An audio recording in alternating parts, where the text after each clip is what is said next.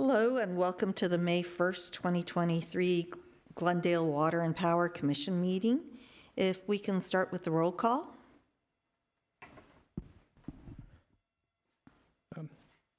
Before I proceed with the roll call, and for the record, Commissioner Peterson will not be attending the GWP Commission meeting.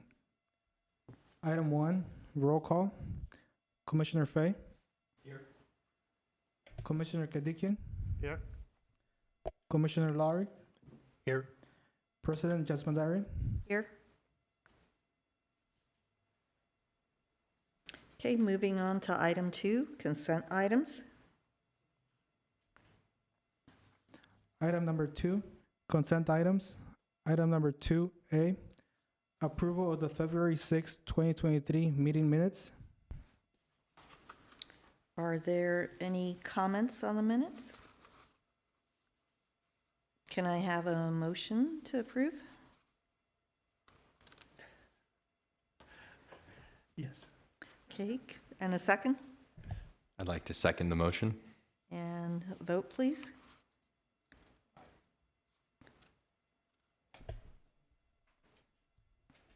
For the record, Commissioner Kadikian is abstaining since he wasn't present.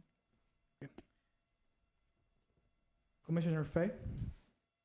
Yes. Commissioner Lowry? Yes. President Jasmandarian? Yes. Okay. Moving on. Item 2B, approval of the March 6, 2023 meeting minutes. Okay, are there any comments on the minutes?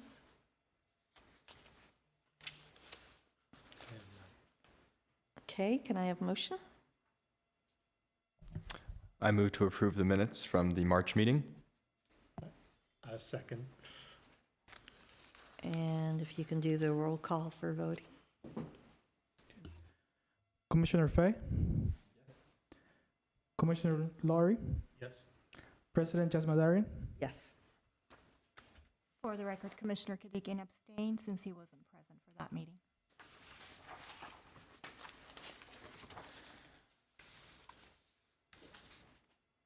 Okay. Item 3.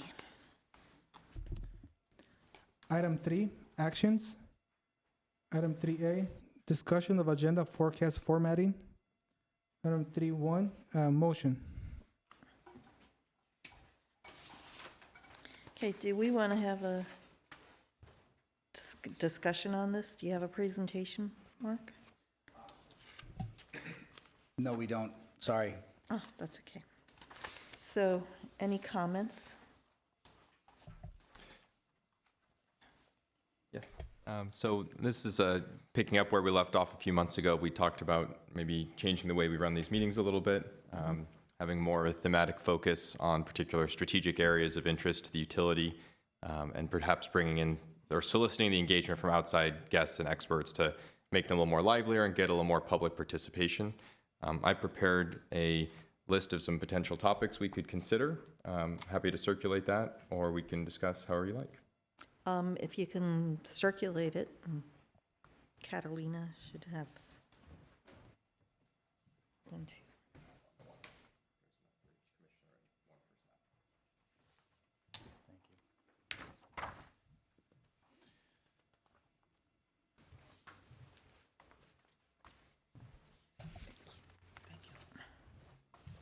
So as you guys look over this, the idea was that we have a regular set of meetings and topics we have to cover here for periodic updates from staff and fulfill our regulatory requirements.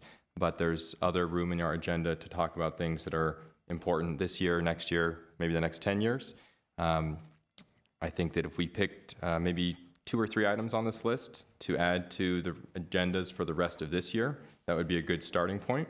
And if we find they're productive, maybe it becomes an annual recurring theme that, for example, each February we talk about building electrification and we bring in the relevant experts and we check in on how we're doing with that. So I'll give you guys a minute to look over this if you'd like, and happy to discuss.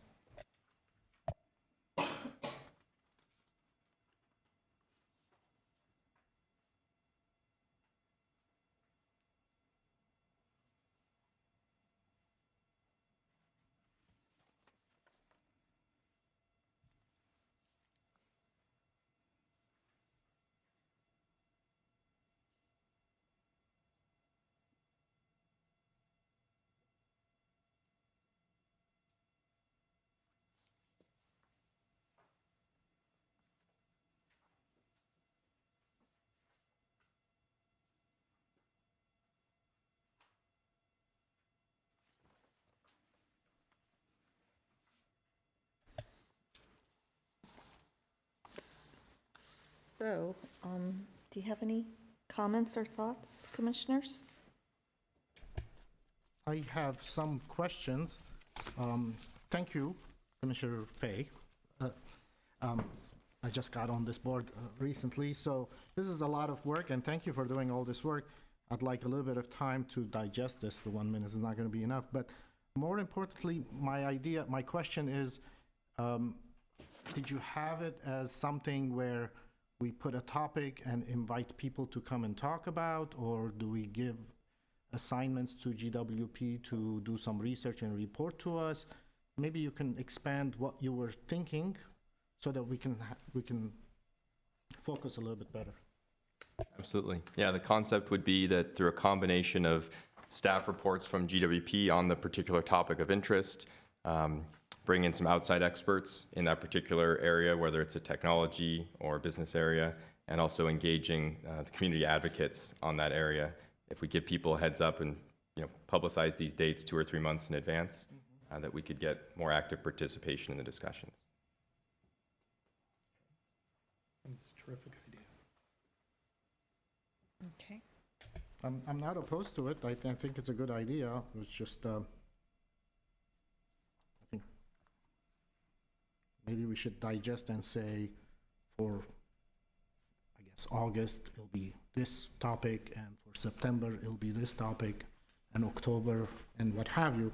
Maybe that would be a way, but I just saw this, so I'm not sure which one to pick at this point, and whether it's a good idea to just go ahead and pick at this point, or let this simmer for the commissioners to consider, see which one. Maybe they have inputs as to, they know people that could come and talk about this, or add to it, so that we can have a more focused item on the next agenda, on the next meeting, where we start appointing these objectives.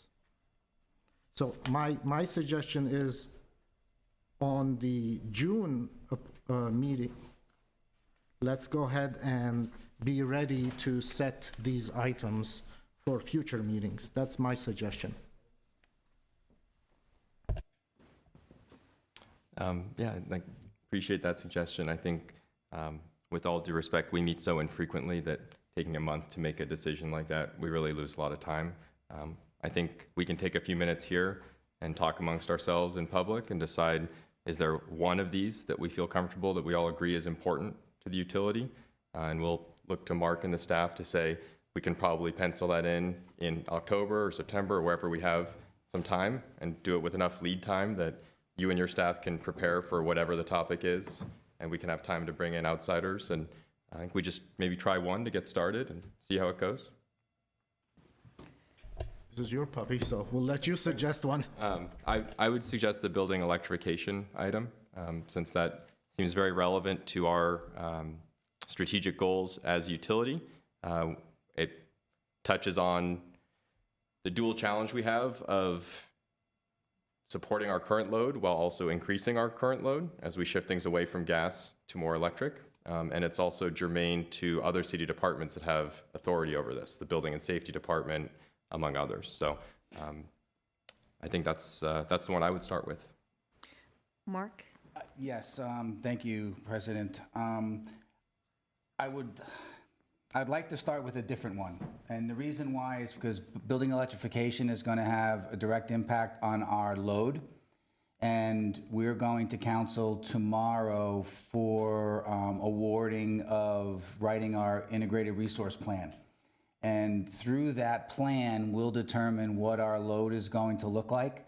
So it's going to take us longer than a month to actually come up with that load. And I think that would be vital in the building electrification component that Commissioner Fay had indicated here on his document. So I think it's a great idea. I just think that if we had a little bit more time, we would be able to incorporate the findings of the modeling that we're asking council to approve tomorrow.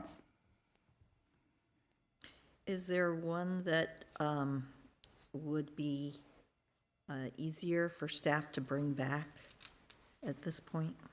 That's a good question. I think the consumer data engagement or local water supplies might be a little bit better for us to be able to tackle in a month.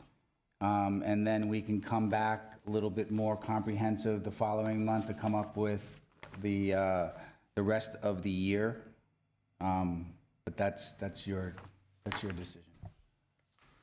Before we move on from building electrification, what is the timeline when we expect the results back from the IRP study that could inform that discussion? The IRP needs to be completed by December, but it has to go through a lot of engagement. So we're proposing up to 6 meetings with the residents.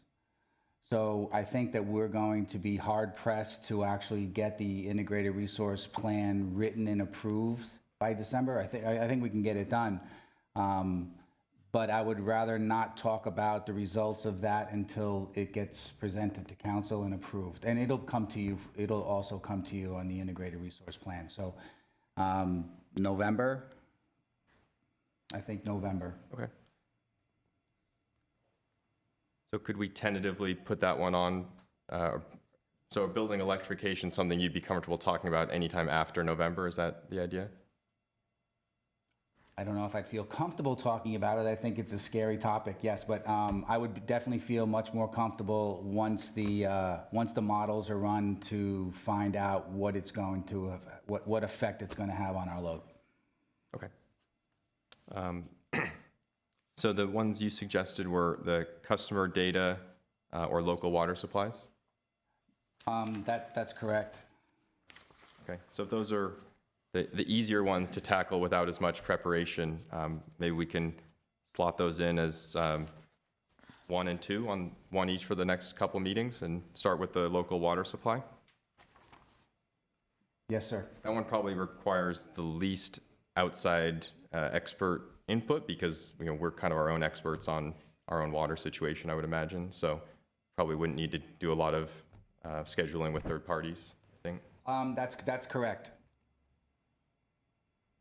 Okay. Keeping in mind, well, I'll wait until we have staff comments to talk about that. With respect to the electric vehicle fleet impacts,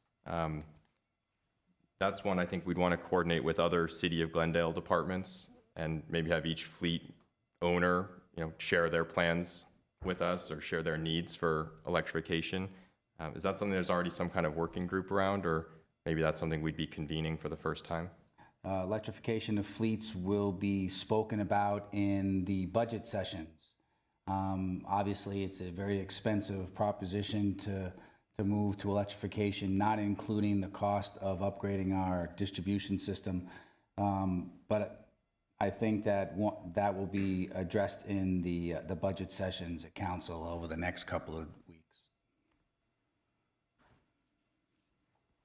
Okay, one of the ideas I had for that is that beyond just the city fleets, if we're looking at other fleets, whether they're other agencies, different levels of government, or other private fleets, fleet vehicles will probably be on the vanguard of transitioning to electrification. And because you have lots of vehicles charging in the same place, that puts additional burden on our system. And so that's something that I wanted to explore a bit more. So thinking about other fleet operators as well. So the idea was, all right, who's in charge of electrification for the Postal Service? There are a number of post offices in Glendale. How are they going to run that? What do we need to do to support them? So I think that kind of goes beyond the budget discussion, but maybe there's a time we could get that this fall to have people come in and tell us about their plans.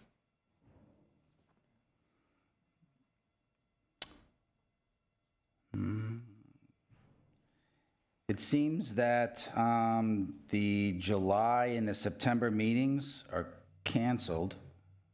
One for Independence Day, one for Labor Day, so that would either be in August or October. And we'll just have to make it work.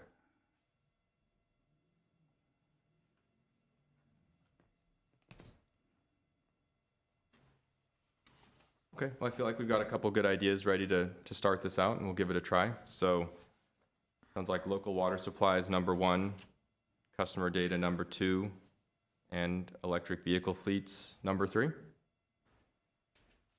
President Jasmine and Commission members, With the caveat for the fleet electrification, the GWP Commission has the purview and the jurisdiction to assess that as it pertains to GWP's supply, grid issues, capacities, because I'm aware that other agencies are also looking at the fleet electrification.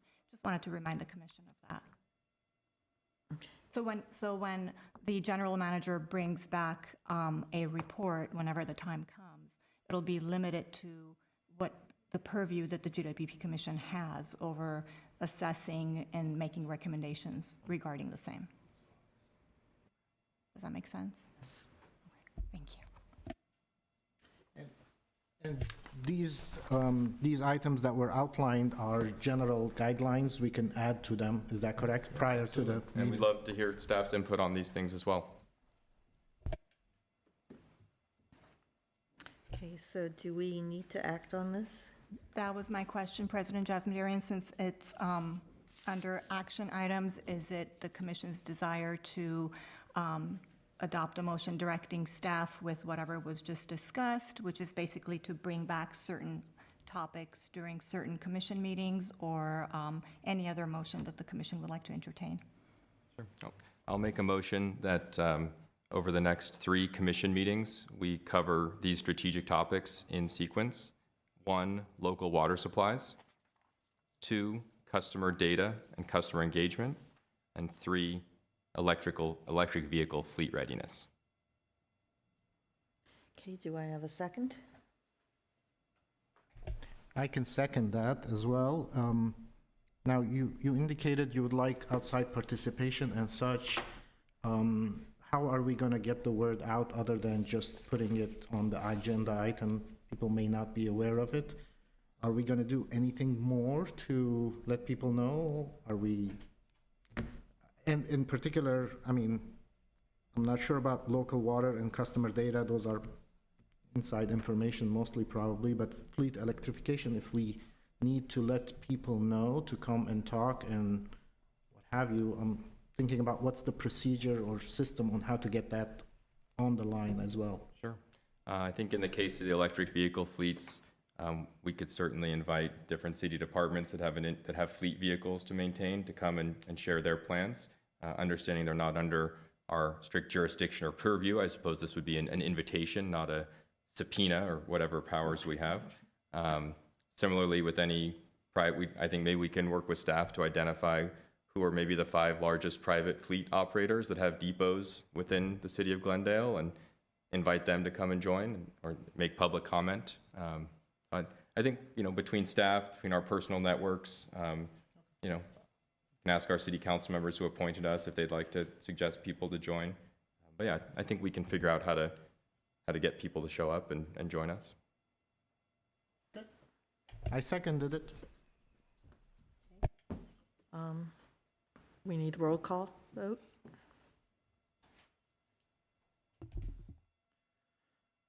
Commissioner Fay? Yes. Commissioner Laurie? Yes. President Jasmadarian? Yes? Commissioner Kadigian? Yes. And the motion passes. So, next up is Glendale Water and Power Commission and staff comments. So,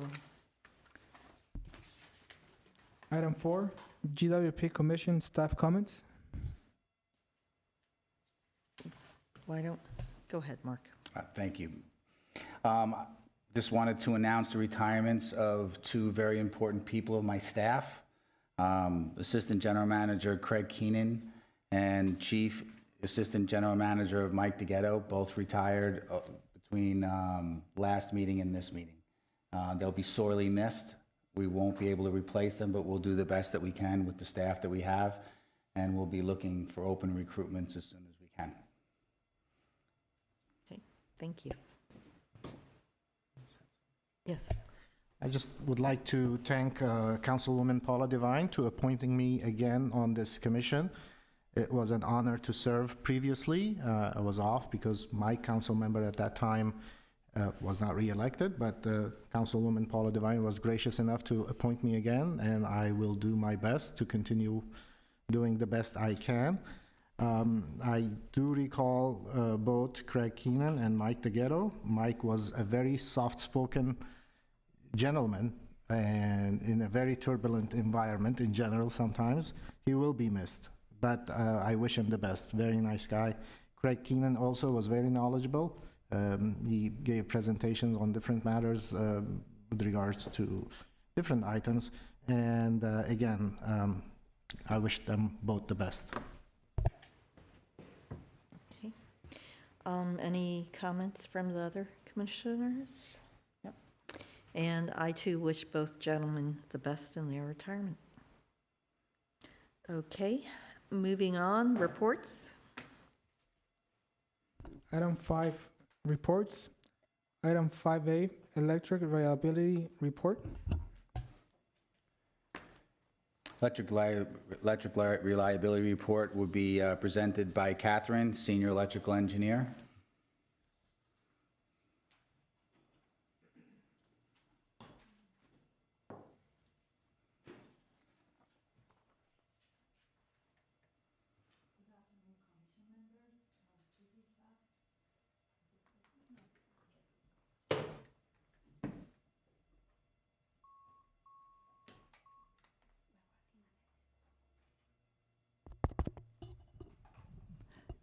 Good afternoon, Commission members and city staff.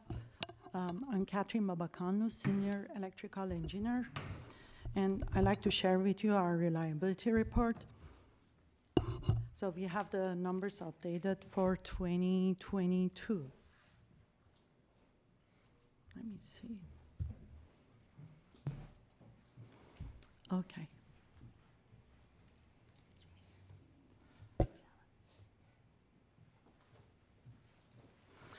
So in this slide, we are looking into reliability, affordability, and sustainability for our customers. This is what our system is built upon. So when it comes to outages and reliability report, there are 3 indices that we keep track of them: frequency of outages, duration of outages, and the restoration time for each outage. So basically, if you look into this graph, this graph is talking about the number of outage and the length of the outage. Our goal as a utility is to shorten the length of outage and the numbers of it. So ideally, we like to have 0. However, the system that is out there is under weather-related issues, and it's difficult to have 0 situation. On the next slide, again, this is a definition of reliability indices, SAIFI, SAIDI, KD. And here, when we want to report and compare us with other utilities, we need to follow some rules, IEEE standard rules, so we can compare apple to apple. In this standard, there are some interruptions that are excluded from reporting purpose. One of them is if there is a major event happening in neighboring utilities that affected us and we are in outage because of neighboring utilities, those interruptions doesn't count against our system. They can be excluded. The other outages are when the system is affected, there is a major event, and 15% of our facilities are affected, or 10% of our customers are in outage. Those are considered major events, and they don't count against this report. Outages that last less than 5 minutes are not part of this reporting because we have reclosers and they can restore power within the 5 minutes. Any interruptions that are due to maintenance reason and for our system upgrade, those are pre-planned interruptions. We don't count those against our reporting, and we exclude those. Here in the next slide, this is the frequency of outage. This is where it shows the frequency of outage, that if you're a customer in Glendale and you ask us where we stand in terms of frequency, this is where we look at. Duration of outages compared to IOUs. So here we are benchmarking us against investor-owned utilities. Our numbers look not too bad compared to IOUs because these companies, IOUs, they are geographically bigger and it takes longer for them to restore power. If anything happens, it's a longer restoration time. So our numbers look good compared to IOUs. This is what a municipal utility will behave like. On the next slide, this is the KD indicator, which is the ultimate number we like to see in reliability report, is the duration of restoration. So if you're a customer and you're experiencing an outage in Glendale, it takes us, like in year 2022, it took us 82 minutes to restore power. So the next slide is comparing us against neighboring utilities, publicly owned utilities. Our numbers are slightly higher than Burbank and Pasadena. This is the frequency of outage. The next one is the duration of outage per average customer. Again, our numbers are higher than Burbank and Pasadena because Burbank and Pasadena, they have in order of 60,000 and 70,000 customers, whereas we have 90,000 of customers. Again, the next slide is talking about restoration of power. And I think we do better than Pasadena in this slide. It took us 82 minutes to restore power. This slide is what was causing the outages. It's called pie chart, and we are listing all the outages and percentage of outage. Most of the system are under influence of, the outages are under influence of trees, any foreign objects, and winds that they create outage. In this chart, we can see that 25% of outages are listed unknown. However, those unknowns are, again, as a result of one of those trees or palm fronds. For some reason, when our crew, they are out there to restore power, if they don't find any evidence for the outage, they have to list it unknown. That's why that category is there. Another major part of our outages are due to mylar balloons. Even though we have the sale of mylar balloons banned in Glendale, we still see some outages. The next couple of slides is talking about mylar balloon. I want to skip that, and I get to tree trimming program.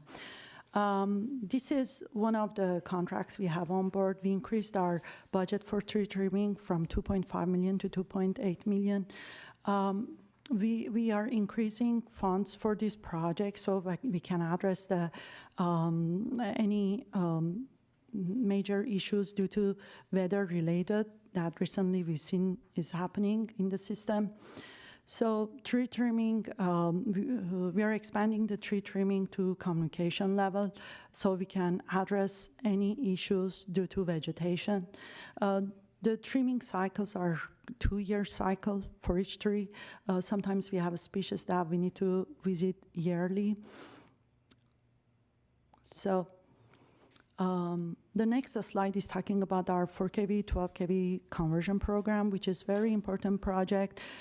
These projects, it helps us to put more load on our system. It prepares our system where we can accept more solar and EV chargings. And also, by doing this project, we spread the phases apart. Therefore, they are less prone to vegetation and any outages due to vegetation. So this project is making our system more robust and forgiving due to vegetation. It's very important. While we are doing this project, we replace our infrastructure as well. So like we replace power poles, any dead ends, any facilities on power poles. Our budget for this is $7 million. It's 1-year contract, and contract is still working, and it will be due until January of 24. So one of the things we consider for increasing reliability is cable replacement projects. All the cables that they are getting close to 40 years of age, we identify those and we try to replace them before they fade. Undergrounding is very good because you protect your system against vegetation. We are increasing our reliability by doing so. However, if failure happens in underground system, it's harder to identify the fault location. So we have vault and pole replacement projects. This is another measures we're taking into account to increase our reliabilities. We have inspection contractor on place that this contract is a $1 million contract per year. It's for 4 years, and we have contractor on board identifying every high-risk facilities that they're about to fail. So by identifying and replacing those in advance, we are proactively increasing our reliability. With that said, I try to go very fast over the slides, and here is for commissioners to ask their question. If you have, I just try to give some indication of what are the works we do in-house to increase our reliability compared to other utilities. Okay, thank you. Thank you. Commissioners, you have any questions? Okay. Where are the Mylar balloons coming from? I mean, we've banned them in Glendale. Are there just neighboring cities that they don't have these? I know even though they are banned, the sales of Mylar balloons, but they can get from neighboring utilities and they still can have it in Glendale.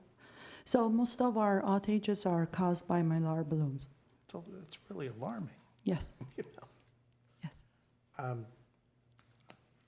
Can you explain what an auto recloser is? Auto reclosers are electrical switches that they are programmed. Anytime they sense a outage on the line, they reclose the system in 10 minutes, trying to close the line without crew patrolling. And if the fault is not there, the system is going to hold and there is no outage. You know, people won't see any outage. However, if fault is permanently there, is not a momentary fault, then this recloser for the second time, it breaks open and people would see an outage. Okay. And one last, you said the 4 kV to 12 kV conversion, $7 million for 1 year. How many years is it going to take to get all these things converted? So currently our contract is for 1 year. We are hoping to have another contract for 4 more years. But I think we've done this study before and we thought in 10 years it might take 10 years for us to just rebuild all our system. Let's say 4 feeders per year. And we already have 40 feeders that they need to be converted to the 12 kV. Okay, thank you. You're welcome. Any other questions? Could you return to slide 11, please? So on this one, I noticed that there's a trend that our figures are getting, looks like the number's getting higher, and that means it's getting worse over the last 5 years. Is that right? Yes. Aside from the onslaught of balloons and palm fronds and squirrels, what else might be explaining the change in these things, since there does seem to be a clear trend line? My best guess is cable replacement, because cable failures, because when they do happen, it's harder to identify the location of fault, and we need a lot of more manpower so that they can restore it faster. Therefore, we do have a lot of cable replacement projects, cable failures that we need to address it. Our system are aging, and there are plenty of cables that they are getting close to 40 years. Is that because there was a big upgrade 40 years ago, and we're getting, all of those are failing at once, as opposed to these things being replaced on a rolling basis? Or why are we seeing this issue kind of increase over the last few years? I would say the cables, by passing time, so they're getting close to their age, 40-year age. Therefore, we need to replace them. And if we don't keep the speed the same level as while they're failing, I mean, they're aging, then we would see more failures, more outages. And this is something we identified through the inspection program you referenced. Yes. What is, if I'm an inspector, how do I know where to start? Do I just go look at random polls, or do we have some data set that says, look at these high-risk zones first? How does that process work? So our inspection program is only inspecting power poles, vaults, and pool box and streetlights. So they don't, basically, those are outside contractor. They cannot inspect the cables. Cables, we do have their installation date, and we know how old are our cables. So basically, we need to proactively replace them. We have cable replacement project on our budget. Every year is like $700,000, $500,000 to $700,000. We try to replace them as much as we can. But again, everything depends on staffing, Sure. workload and staffing. And just to interpret these numbers kind of in plain English, if we have 82.17 was our number for last year, that means for me as a ratepayer, as a customer, my power was out for about a little more than an hour, about an hour and 20 minutes for the whole year. Is that right? Yes. And that's An only the outages that were more than 5 minutes each, right? Because if it's less than 5 minutes, it doesn't count. Yes, less than 5 minutes, we don't report it. Okay, gotcha. That seems pretty good. On the average, for the average customer, is that one outage that's an hour long, or is that 10 outages that are 6 minutes long? Like, how does that usually work out in practice? This is yearly average. The average time to restore in minutes per customers. So it's 82 minutes. It's 1 hour and 20 minutes. Right, I understand that. I guess I'm wondering, just from the customer experience, what are our customers, not just the average, but like, what is a typical customer experience? That the power goes out 4 or 5 times a year for 10 minutes, or once a year for an hour, or most customers don't have any outages, but some customers have a day-long outage? How does that actually work? That's what we're seeing. We're seeing that there's a larger, when there's a larger outage and it takes 4 hours or 6 hours to get back in service, that skews the average tremendously. So most customers don't see anything near this type of outage on a yearly basis. I see. So, and I think this comes back maybe to the same line of questioning we had around the public goods charge, where we report certain metrics because they're required of us or they're industry standards, but they're not necessarily the most relevant. Like, for one follow-up question I would have is, maybe it's more useful for us from a customer perspective to think about what is the distribution of that impact, right? Is there 10% of the customers are getting days of outages and 90% of the customers have no outages? Is that something we have data on, either like by feeder or by substation or by accounts? Are we able to track that? Sorry, we'll let Dan Scores, the Chief AGM, to answer your question. Hi, I'm Dan Scores. I'm the Chief Assistant General Manager on the electric side. Commissioners, Commissioner Fay, it's a good question. When we put the data together, the data is probably there, but I don't think any customers experienced days of outages. It's hours. Mm-hmm. But we have to collect the data in the fashion it's being collected, because that's how it's measured. So we can measure against each other. And I've lived most of my life here in Glendale, so outages that occur, they're usually short. What I remember is 5 minutes or less. Things are on, off. The guys try to work there to restore the power as soon as possible.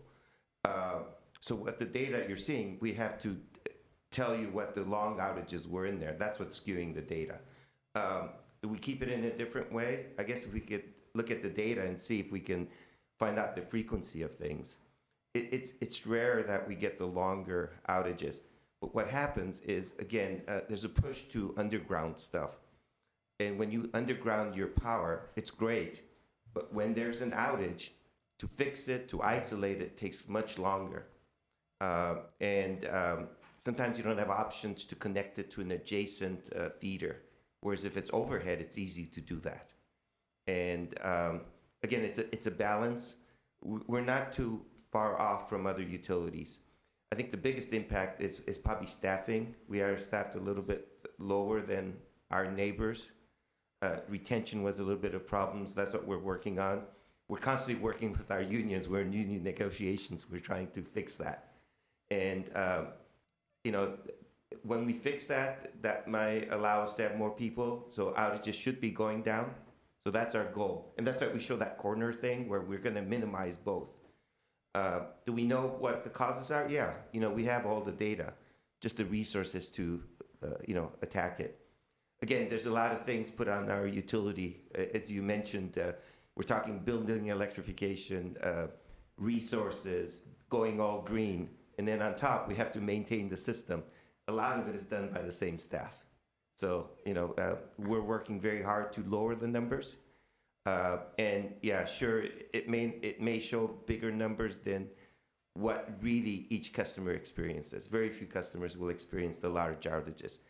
It is those areas where there's a lot of underground cable that's causing that. Plus, remember, during this first part of this year, we had the unusual rains. And what happens there is that for a while, when it rains, you don't see the outages. But as the water soaks into the cables and stuff, eventually cables fail. So 2-3 weeks after things get soaked, you start having failures. Well, what happened? It's not raining.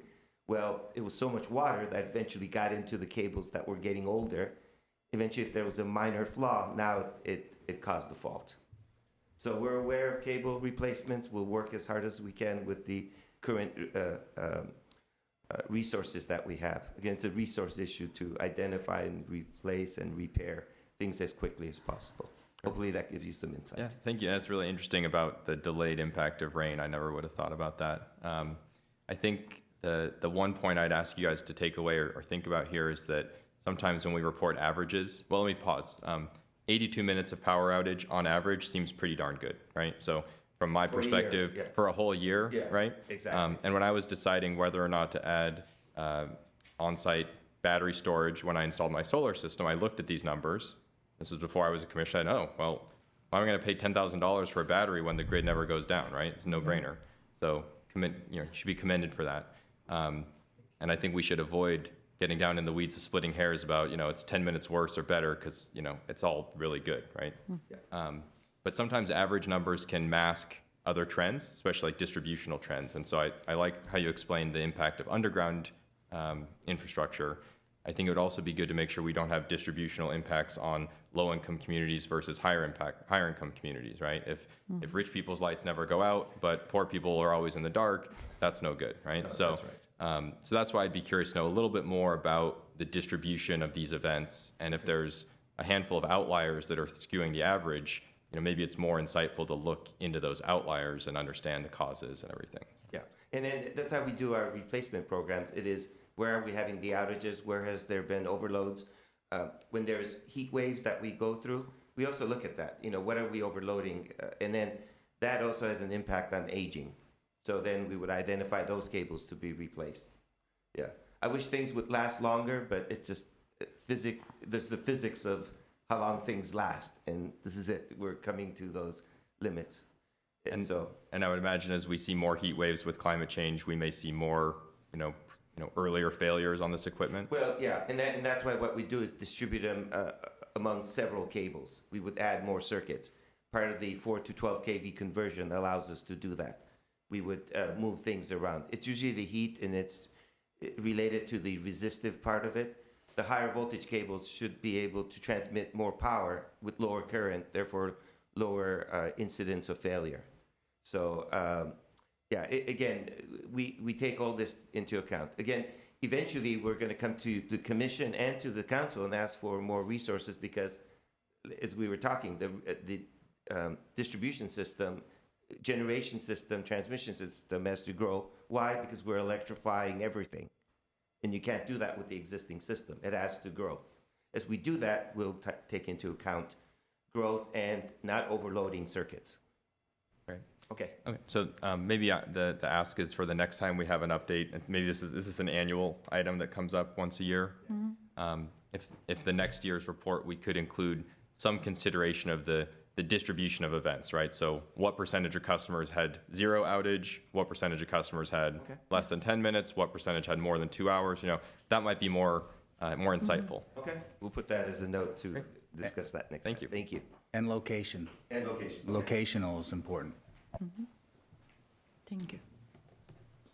Commissioner Kadikian? I do have a follow-up question on the same slide that Commissioner Fay was asking. So Burbank's numbers are very good. Is there something different about Burbank as a city that is different than Glendale, or are they doing something different?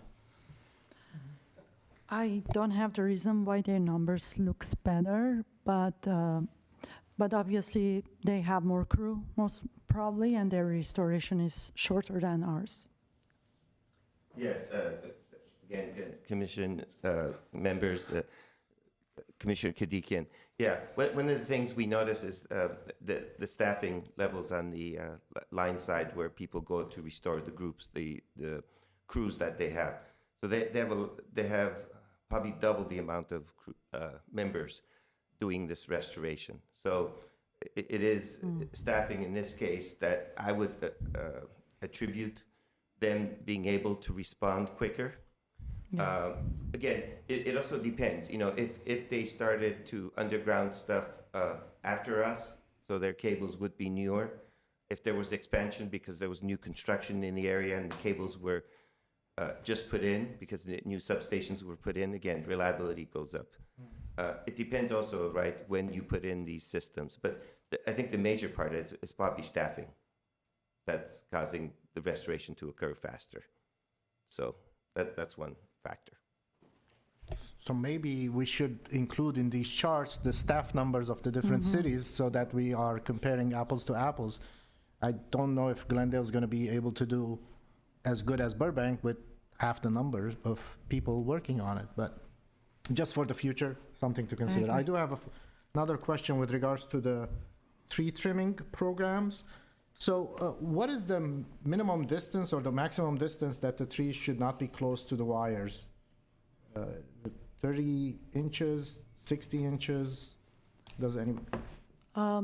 In the past, we used to trim to come to power levels, but now we expand that to communication level, which is from top of pole 18 feet down. That's where they're trimming, and I think they keep close around 3 feet of those power wires. There, they trim every tree within the 3 feet of power wires. So The outermost the general conductor. rule is if the tree is close to 3 feet to the power wire, that should be trimmed. Yes. Do we have some sort of a public reporting system where if somebody sees and says, look, this tree is almost at the wire, is there a phone number or something that they can call? They can call 911 and get in touch with fire department, just reporting that there is 3 wires between. Before the fire, I'm hoping Well, for. Yeah, well, so what do we have? So in terms of reporting, we noticed a lot of customers were asking, who do I call when I see something fall into the line or there's a balloon tied on the power line? In that case, what at least I've experienced from customers is that if they do call 911 because it's an imminent failure, because a balloon got in there or a branch fell on the line, we've had customers where they go out there with a garden hose trying to, you know, the branch that fell on it because the wind pushed it into it or lifted it and caused it to go in there. In that case, I would ask 911 to be called. Otherwise, there are numbers to call, but to the city, you know, that you would report tree problems that you have. But again, what I've noticed is that sometimes the responses aren't as expected. You know, if the crews come around. But if we report it as a real, we see line losses. I mean, during the day, they can call the GWP office. You know. That number is 818-548-2011. Okay. 2011. Okay, that's just the general ones. And they'll be able to take your information and direct tree trimming to that area. Yeah. Maybe not that next day. They'll have a lineman come out and check to see if it's imminent or it could wait, and it'll be addressed. Yeah. The other thing you also asked about before, just to be complete, again, the sizes of the cities, right? The square miles. Glendale's 31 square miles. Burbank is 16. again, the amount of work to restore, number of customers, as Catherine mentioned, that also makes a difference. I also believe that that Glendale has a higher wildfire zone because we go over the hill. So there's a lot more vegetation in Glendale than there are in Burbank. And I would assume the amount of distance or the square footage we just discussed, we just have much more wires. That's correct. Okay. Okay, so I have a question or two. Do we also do power safety shut-off events like some of the utilities, or are we not needing to do that? No power safety shutoffs. We're not in the California Independent System Operator Balancing Authority. So the PSPSs actually would require people to be shut off even if the utility that's supplying them with the energy is sufficient. So we don't do that. We only would go into rolling blackouts because of insufficient supply. That's not true. Insufficient supply or distribution problems like a line failure or something like that. If there was a line failure, I think a year and a half ago, we had an issue over at Ross Moyne where we did rolling blackouts for 2 days, hour at a time, because we had an N-2 condition. And that's the only reason why. But we don't do PSPSs.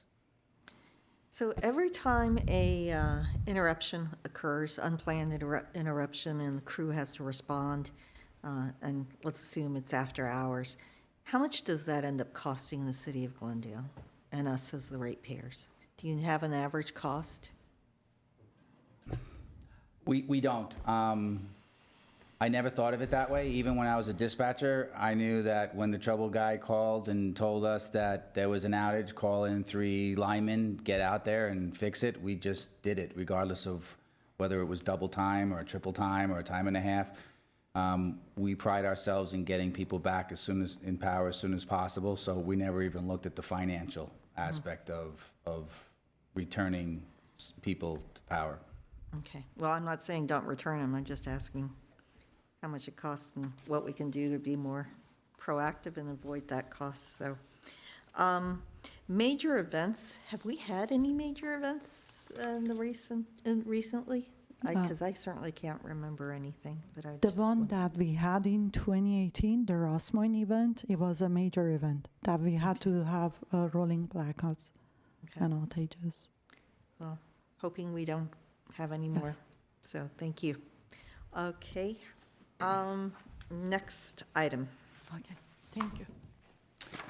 Thank you for your report. Item 5B, Grayson Repower Project and Shoal Canyon Biogas Renewable Project Update.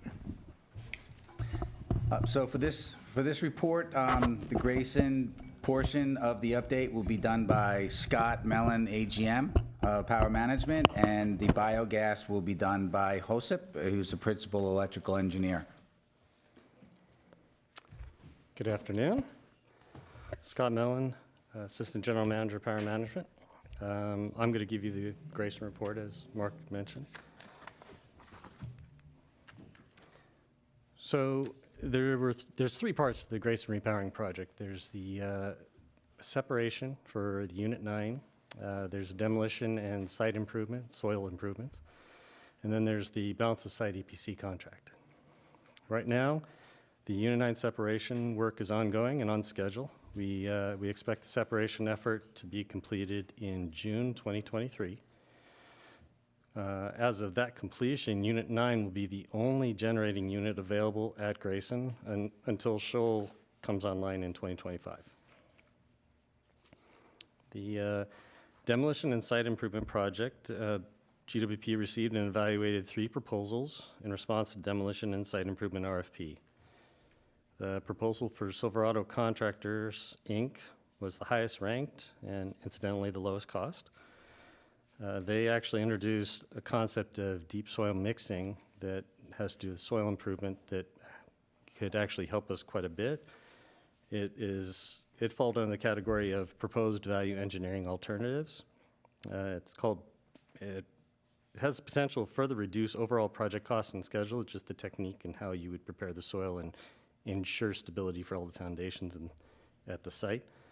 Preliminary design and engineering suggests that the original design utilizing piling driven into the ground at the Grayson site, and specifically under the Wardzilla Power Island, can be eliminated or drastically reduced using this technique.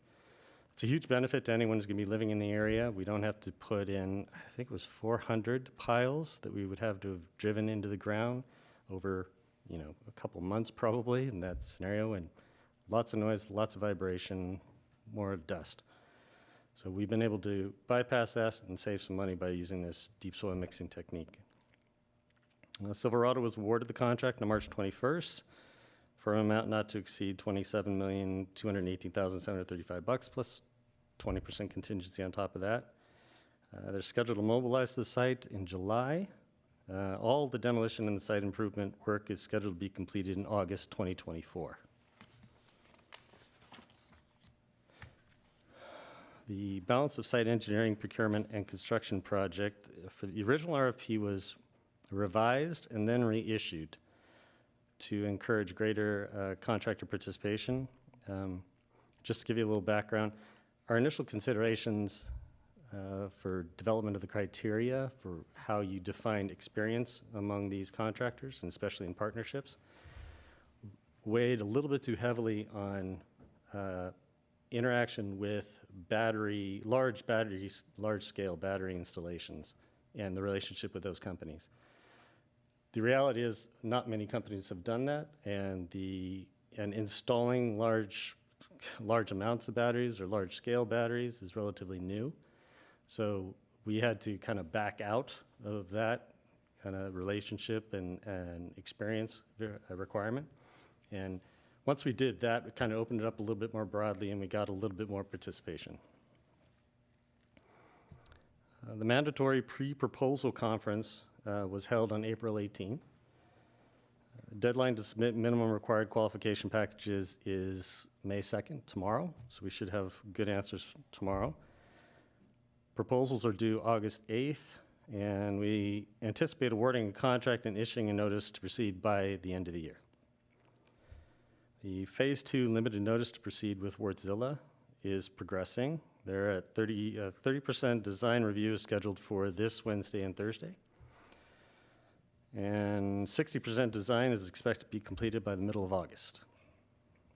With respect to the Wardzilla EPC and final notice to proceed, an executed EPC agreement with Wardzilla and a full notice to proceed is expected to be to coincide with the balance of site EPC contract by the end of December 2023.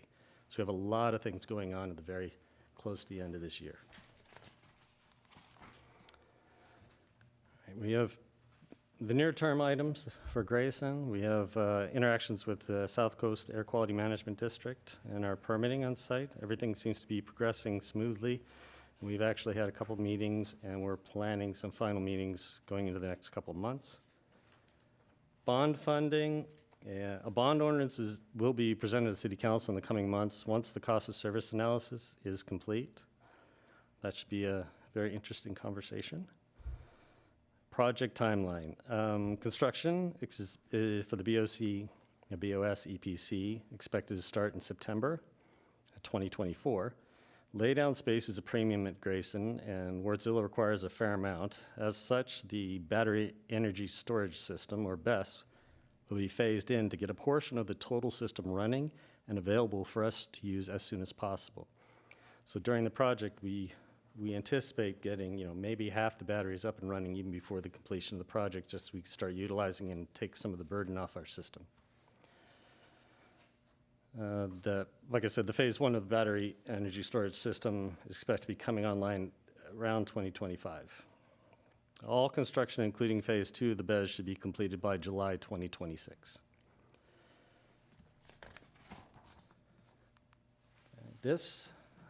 As part of the phase 2 limited notice to proceed with Wardzilla, we have a preliminary 3D model of the 3-engine Wardzilla Power Island. This image represents a general site design as of March 16th, so it's guaranteed to change a little bit, but in general, this is the look and feel of the site.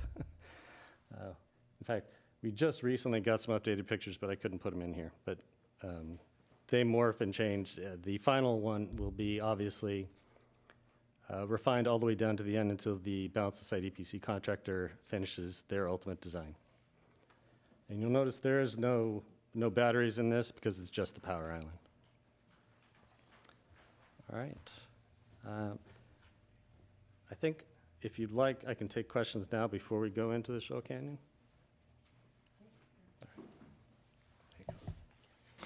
Thank you for that. Since we have this really cool picture up on the screen, for those of us who aren't plant engineers, could you point out what some of the features are here that help us make Sure. sense of this? So, I don't know if I have a pointer. Let's see, there. This is the main area where the Wardzilla engines are housed. There's a lot of discussion about this type of building, but essentially the building has to be designed to allow us to get in and out, even for maintenance. So there's a fair amount of work that still needs to go into its design. It's also designed to suppress the noise that's coming off those engines, so it will not be an issue for the local residents. That sound suppression actually goes into the piping that leaves the building also. There's isolations here and suppression at different frequencies as it goes out because it can migrate. This is the power building or backup control location, so you can control the engines from this facility here. You have the transformers, the GSU transformers are right here. This would be how the energy that the engines create get actually into our grid through those transformers. On this end, this is the output from the engines that go into a stack. And there's SCRs, selective catalytic reduction, in this area. I believe this is ammonia. That's the ammonia tank, if I recall correctly. And then these are cooling fans for the heat that's coming off these units. Thank you. No problem. May I just add one more thing? This radiator, think of it as your car engine. So you have antifreeze in your car, keeps the engine cool. It goes through a radiator, the fan blows it, cools it off, goes back into the car. That's what this does. So there's no water use or minimal potable water use other than for sinks and things like that. So there won't be any water consumption in this power generating area. It's a big deal for us living in. It's a closed loop system. Exactly. That's great. Significant water savings. And if you notice, the fans are pointing up, so you don't have an issue with noise progression outwards. That's great. I'm sure the neighbors will appreciate these things. We hope so. They probably won't send you flowers, but I'm sure they'll appreciate them. In previous discussions, you had made a point of kind of describing how there's this kind of critical period over the next 3 years where we're taking some of our main assets offline, but new assets won't be coming online yet. Yes. And so it sounds like from June of 2023, so just next month, until March of 25, that's kind of the worst part because we don't have Grayson and we don't yet have Shoal. Is that right? That's absolutely right. And then we'll get a little more breathing room at the end in July of 2026 when Grayson is back online. Right. So it seems like the summers matter most in those periods, right? Yes. And making sure we don't have a 1 month schedule slip that results in us being on the wrong side of summer could be a really big deal. So what are we able to do now to identify the biggest schedule risks and try to make sure that those don't come to fruition? Sure. That's a great question, first off. Thank you. Second, some of the soil mitigation really helps. We're working on compressing the schedule for delivery of the Wardzillas and their assembly on site. We're also doing transitional things on site to allow for laydown areas to come up more readily available. As I mentioned, there are some cases where compression of the schedule, actually moving design along quicker, doesn't really buy us more time because we don't have the space. Yeah. So since space is of a premium, we have to stage how things are moved in and out of the site, and that kind of dictates how quickly we can get things built and moved along. So we're constantly looking through how the methodology that we're doing to put on the site to move things around and get things built up. So that's one of the big ways to do it. And do you feel like our contractors that we're really outsourcing the bulk of this work, are they incentivized to hit these schedules, either with penalties or positive incentives? Not in the sense that we pay them for meeting the schedule, or or they pay us if they don't. In the sense that all eyes are watching. Yes, the groups that are coming here to build they have lots of experience. Silverado did work at LA. I know Burbank just recently had them do a study for them, so they're well known in the region.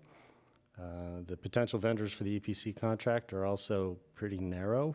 I will say, just as a caveat, because of the amount of work that's going on in the world right now, it's very tough to get people to bid on these projects, and we've had a bit of a reputation stamped on us from the amount of delays it's taken us to take action with Grayson. So it's a little tough to get people motivated to do work with us. So far, we've been lucky, and we're hoping that luck holds true. So I think the greatest incentive for them is going to be the badge of honor they get when the project's complete. One of the interesting things about your question is we're going to bleed into summers. So one of the questions that the public asked us is, why don't you wait to demo Grayson till October? Every summer gets more difficult, so it's better for us to take our lumps this summer than it is to take our lumps in summer of '26. Because in summer of '26, procurement of energy for us to be able to cover our load would be much more difficult. So that's why we pushed as hard as we did in order for us to get demo started in July. Because it doesn't normally make sense to demo in July. Sure. I appreciate the ripping the Band-Aid off approach, even though it's probably not fun. But Scott, I think it would be helpful for us to see over the next few years some kind of simple timeline that shows kind of the net impact to our local generation resource as Grayson units go offline, batteries maybe come online, in partial configuration, Shoal comes online, and just kind of see the net change of all that. Because I think that this is going to be a really critical period, and there's probably fewer eyes watching right now, but everyone's going to be watching if it goes badly, and there is a bad hot summer that happens to coincide, where we're changing horses midstream. Sure. So I think we want to do everything we can to be prudent about preparing for that. We can definitely do that. Just as an added note, the generation we're talking about is only within our system, and we have many projects that are working to come live outside the system, get transported in. I know several solar installations have been delayed by a year, and we've had issues with geothermal coming up to its full potential and 2 different projects also. So a lot of the things we were planning to be there are not necessarily going to be there when we expect. And some of those projects outside of the basin are significantly larger than the ones here in the basin, right? Yes. And IPP, that's transitioning out in 2025, which you pointed out the big hole that we have there. And we should be transitioning in the newer unit right around that time, but we have less generation being delivered to us from that unit. And I think that's a good point for us to keep in mind and share with the community. For all the attention that Grayson has gotten over the last few years, it is, but a relatively small part of our overall power generation. It's right in our backyard, so it's much more visible. Yes. But the reliability of our electric system depends on much more than just Grayson, right? So I think it might be useful for us to kind of see the whole map of these different projects and keep an eye on the risks that may impact our summers over the next few years. I agree. I'll see if I can put that together for you. Thanks. Let's see if there's any.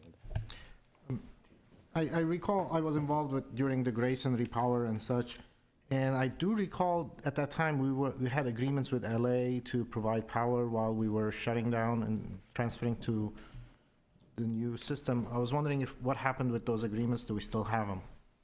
Those agreements were terminated in 18 once we didn't move forward in 2018 to repower. So we had 75 megawatt call options in the summer for the duration of the gap, and that was rescinded by Los Angeles. We don't have any plans on trying to get something from them? Oh, we do have plans. But We they're have a not lot. selling? Officially, no. They're Okay. not selling. They actually have to see where their system is, because the LA 100 is very aggressive.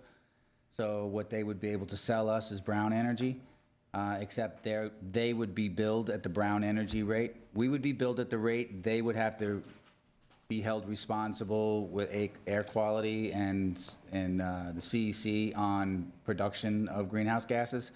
So it becomes much more difficult. So we are in conversation with them, along with other neighbors, to see about making sure that we have ample supply of energy during the gap. Los Angeles realizes that while the gap is going to be painful, the other side is going to make us a much more productive member of their balancing authority, and they would be able to lean on us. I mean, as much as somebody at that size could lean on somebody as small as us, but we would be an active participating member in their BA for reliability, so they see the importance of it. Thank you, Mark. During the discussion of Grayson and putting 3 Wattzillas, 5 Wattzillas, and we were discussing later, maybe we can put 3 now and put 2 later. The issue of the pylons was a big issue because you got to do the pylons once at a time because you can't do it later. And now we're talking about the deep soil mixing. I have no idea what that is. Maybe you can explain it to me. I tried to think of a good analogy for it. What I came up with is this. If you think of Jell-O by itself, and that's the soil, when you know what ambrosia is, you add fruit and things into it. That's kind of what you're doing. You're firming it up by adding solid objects and key locations in the soil, and it provides the stability you're looking for and the responsiveness of the soil that you're looking for under adverse conditions. Like if certain levels of earthquake move through there, it interrupts the waves that it makes and makes the ground react a certain way, so it's a little bit more stable rather than more fluid.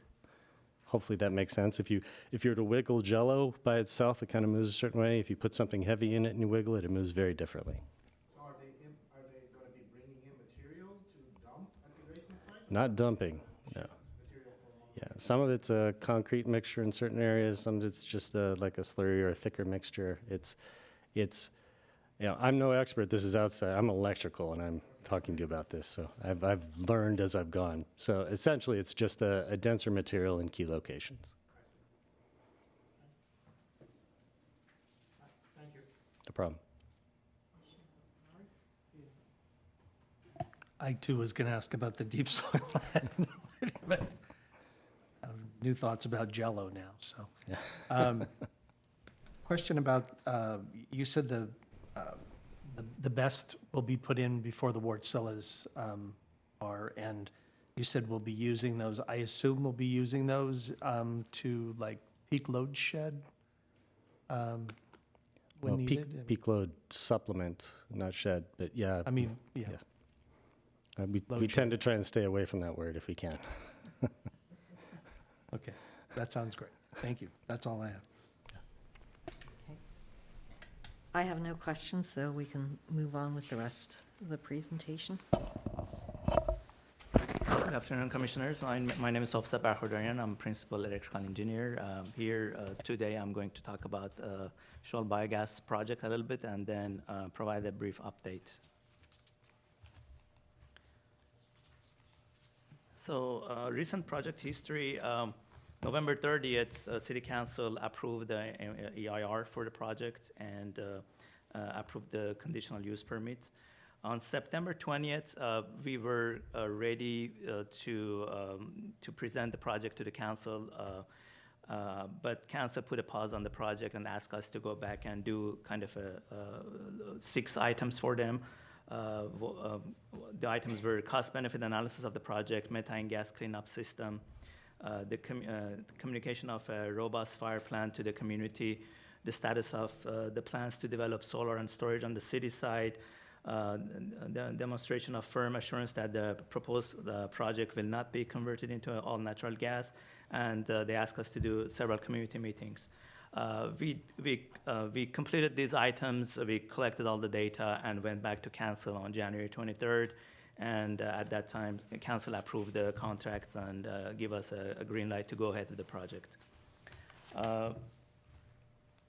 Project scope Basically, we have two major contractors involved with the project. Western Energy System, or WS, is the provider of the engines. They work with the Austrian company. They are representing the Austrian company here in US. So they are responsible for 4 Jenbacher landfill gas engines, each grossly 3 megawatt generation.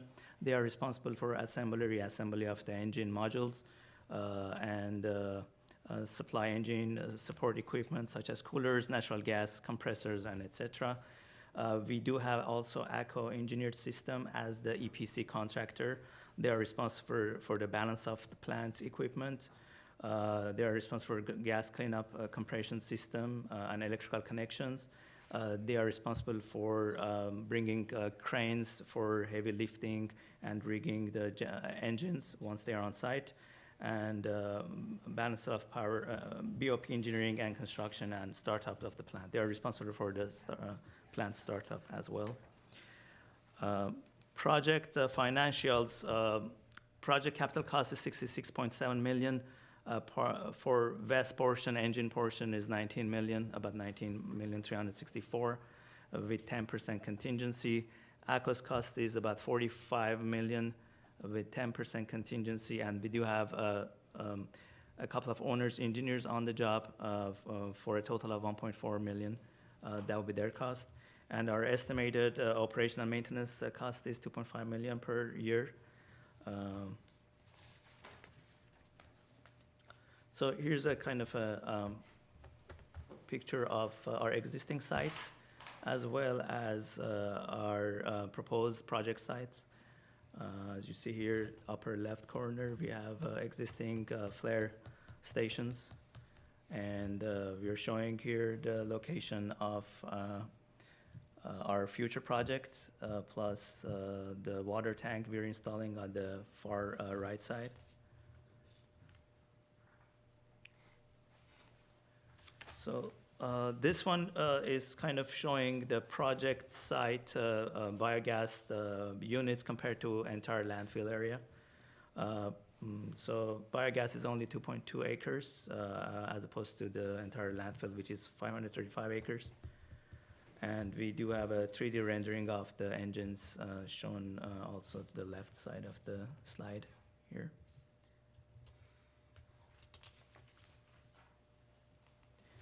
And as far as project schedule, on September 19, we received SQMD's preliminary draft permit. This was the day before our city council meeting, which was September 20th. City council decision to move forward eventually was on January 24th, after they told us to go back and do the research and come back with some reports for them. We were able to issue the full notice to proceed to WS for the engines on April 4th, a couple of weeks ago. We're anticipating to issue full notice to proceed to ACO mid-May. The contract is with ACO currently, and they are producing the documents, bonds, insurance requirements, and all other contractual needs that we ask them. Mobilization to the site is scheduled around August 23, and substantial completion February 2025, with final anticipation for completion is March 2025. This is not an aggressive schedule. We're hoping that we can finish the project sooner, by the end of 2024. But yes. And lastly, just a few bullet points showing the benefits of the project. Provide up to 11 megawatts of local renewable energy. This project will increase our renewable asset by 9%. We're not depending on outside transmission. LFG not wastefully being flared and heating up the environment. Project fire protection infrastructure lowers wildfire spread in the area. Footprint of the project is only 2.2 acres out of 535 acres. And this will allow a sustainable utilization of the Shoal landfill site. I think this was probably, yeah, the last slide. So if you have any questions. I'm going to go back to the model. Which one? This one? I'll ask the kind of similar question that I posed to Scott about this project, because they're all related to this crunch we're looking at. What do you think are the biggest risks that this project faces from a schedule, completion on time perspective? So the biggest risk is obviously because grazing is also happening at the same time, grazing and repowering. This one is only 11 meg, so the only risk is if we can't finish it by summer of 2025, then we're gonna lose that summer also. Then we'll have less resources for energy. Sure, yeah, so that's the risk to the system. Yes. I guess I'm curious the risk to this particular project. So internal to this project, what are you tracking as the top 1, 2, 3 risks that might cause the biogas project to not get completed on schedule? So we, sanitation districts operate 12 flares. They have a concurrent project with us. They're adding 2 new flares there. So their schedule might be a little bit behind from ours. That could cause a little bit of a delay in overall schedule that we have.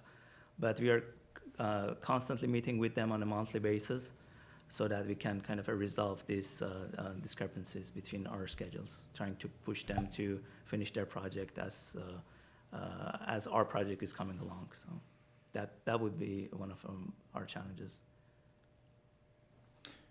I think another one could be supply chain. In today's day and age, when you order these Genbachers, they build them. Same thing with the Wärtsiläs, they build them. So supply chain is still coming into play where they have to get the parts, they have to create the engine, they have to ship the engine. So, I think that supply chain's an issue and delivery could be an issue on letting this potentially slip for the timeline. And the follow-up for those, and you don't have to have an answer right now, but maybe for the next update is, if we've identified those as the top risks, what are the mitigations that we can do? Either things we can actively do to reduce the likelihood of that risk, or things we can do to be prepared with a backup plan if that does happen. Then it would be good to keep an eye on those things as we move forward. Sure. Thank you.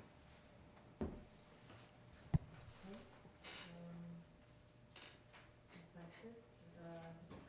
On to the next report. Thank you. Thank you. Item 5C, water conservation and drought update. For the water conservation and drought update, I'd like to introduce Richard Rule. He's the Water Services Administrator. He's acting on behalf of Michael. I'm sure he'll do a fabulous job, but I don't know, Mike's got some pretty big shoes to fill, so I have high faith in Richard, but Richard. Oh, I certainly agree. Good afternoon, Commissioners. Richard Rule, Water Services Administrator. Some of you remember, as Lloyd Benson said to Dan Quayle in the 1988 vice presidential debate, Senator, you're no Jack Kennedy. I am no Mike DeGhetto, I know that. But let's take a look at what's happened recently.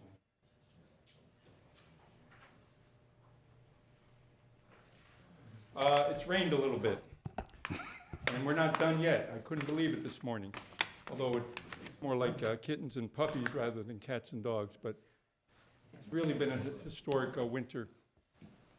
And we're going to take a look at what that impact has been on the region, state, and in particular, Glendale, as we consider possibly moving to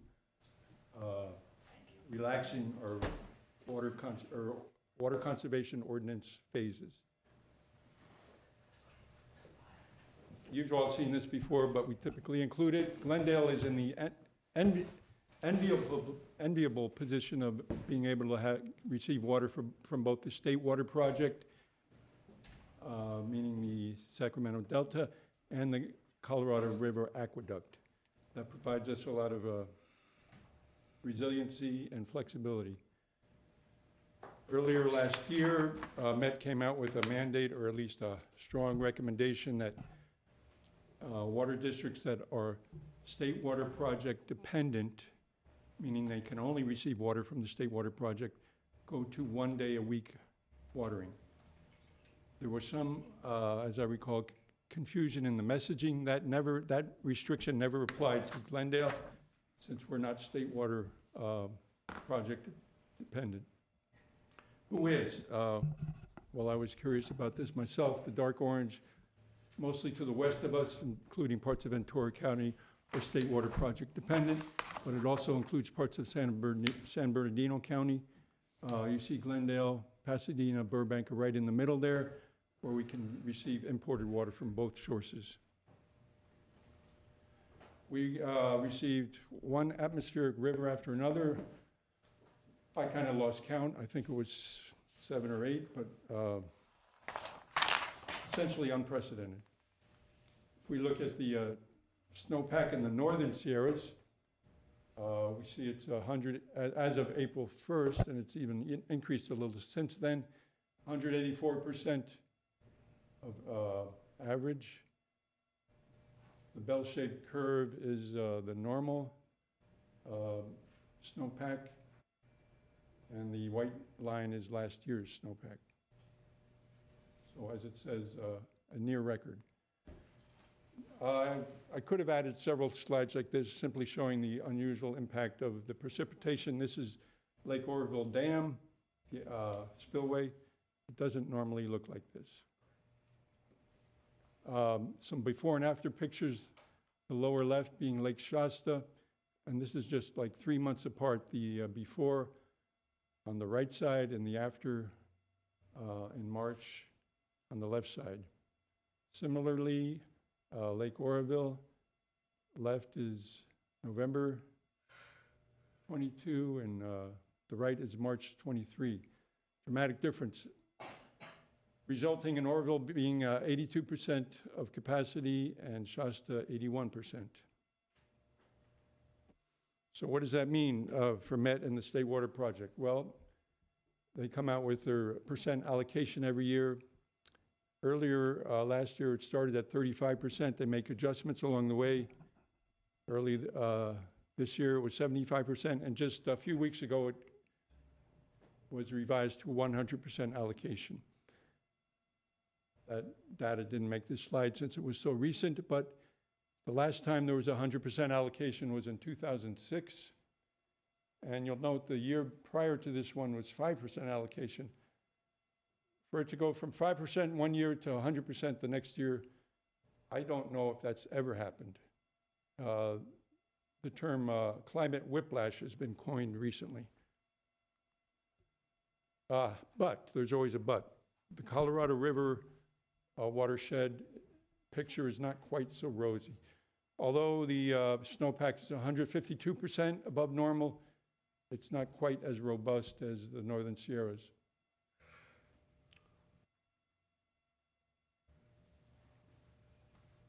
And the outlook for Lake Mead is not very good. And this is a result of essentially a 20-year drought in the western states.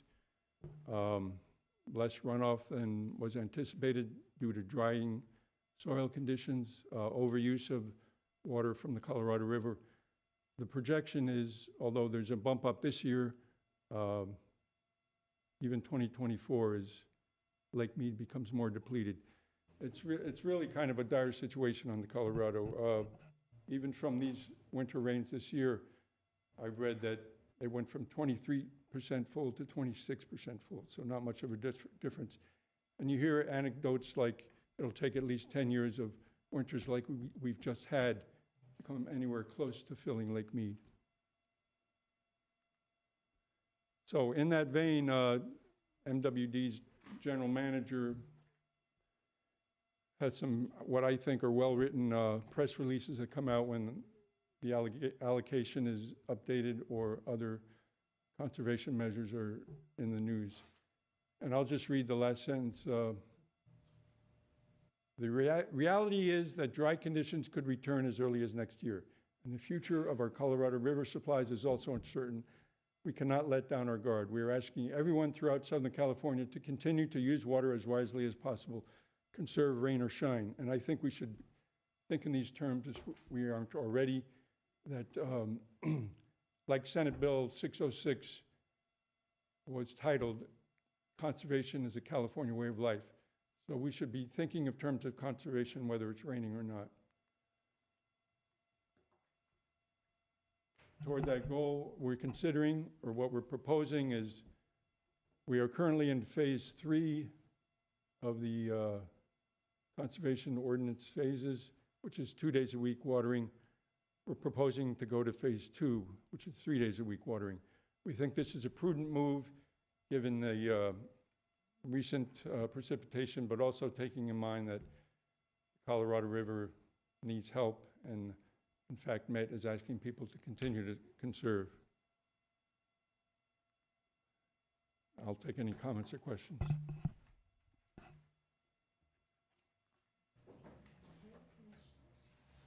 I'll start.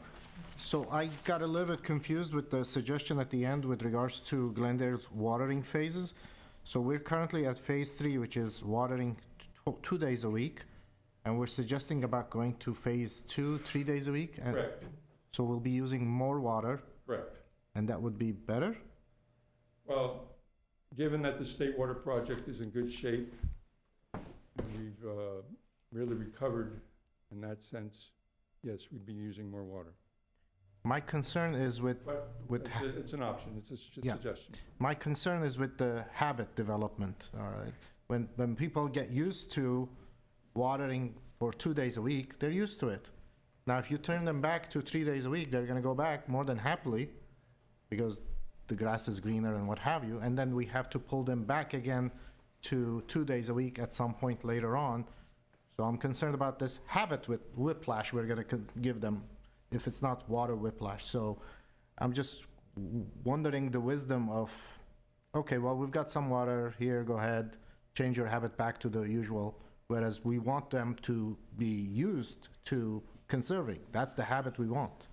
It's a good point, and that's one of the reasons we're having this discussion, but Right. certainly I see your point. You know, it's largely a matter of messaging, how messaging is done.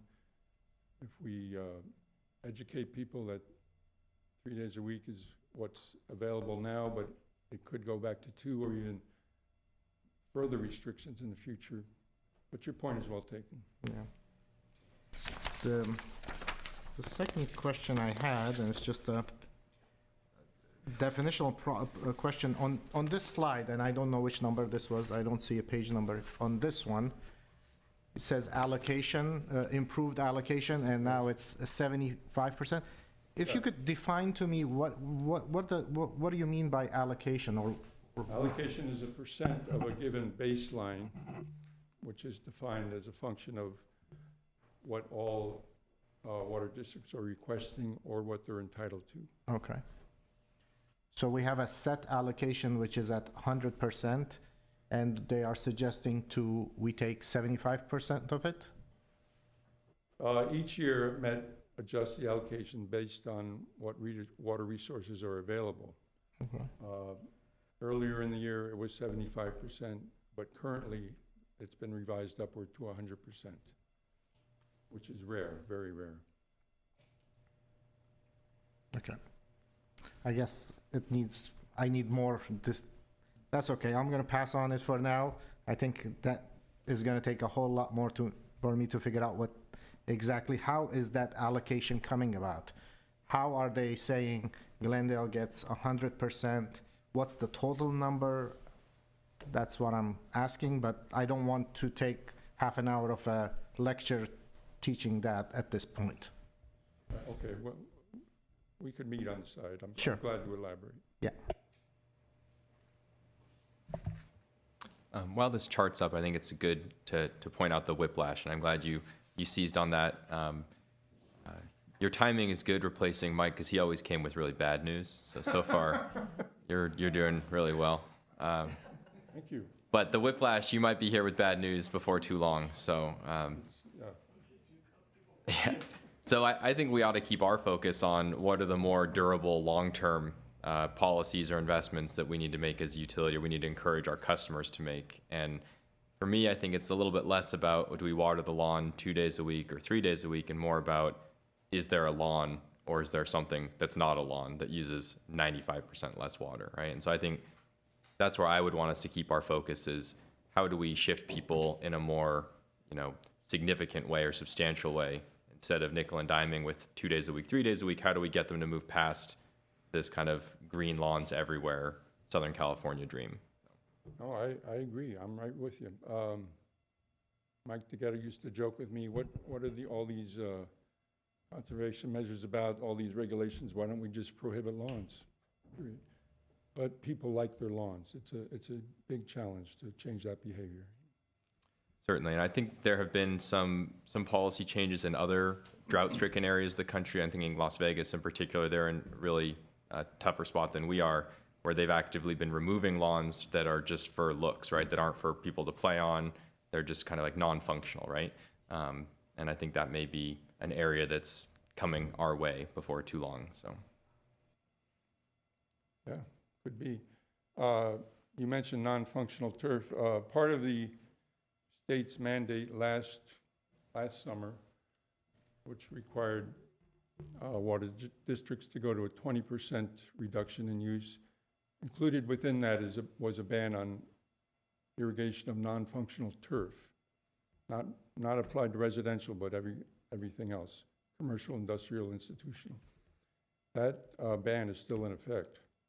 So every commercial or institutional facility should not be watering their non-functional turf. I don't think everyone's adhering to that requirement. I agree. The enforcement, both by the state stated they would leave that to the local jurisdictions to enforce. Our enforcement of that is lax at best. Thank you.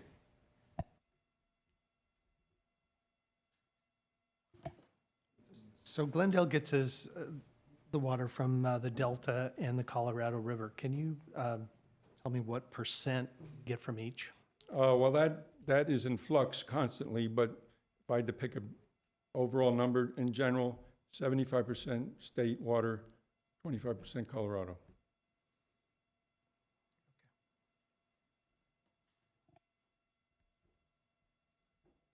Okay, I have no questions, so we can go to the next item. Item number 6, oral communications. Discussion is limited to items not part of this agenda. Each speaker is allowed 5 minutes. Commission may question or respond to the speaker, but there will be no debate or decision. The general manager may refer the matter to appropriate staff for investigation and report. President Jesmadarian, we have no phone calls or in-person discussions. Okay, thank you. Agenda forecast. We talked about it earlier. Do we need to discuss this item any further? I don't think so. I think we have budget presentation, customs, well, we have local water supply is the primary, and we're fine. Okay.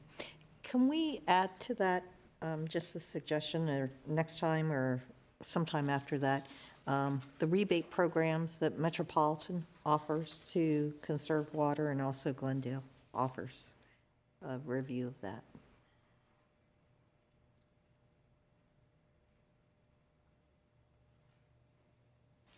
Yes. Thank you. I had one question just to clarify. I see customer service update appearing here multiple times. Are these distinct from each other? Are these repeating, periodic updates on the same information?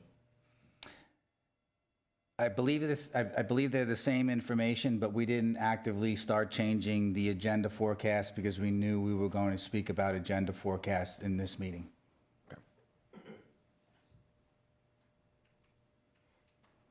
And so just to reiterate what we decided earlier, for the June meeting, we'll add the local water supply discussion.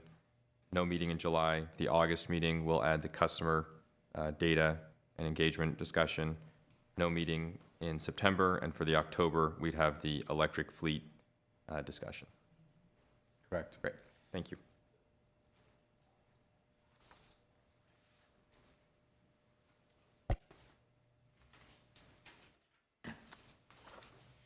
Okay, next item. Item number 8, adjournment. Great. Thank you. Do I have a motion to, do we do motions to adjourn? Do I I motion to adjourn, being the new guy here, I guess. do I have a second?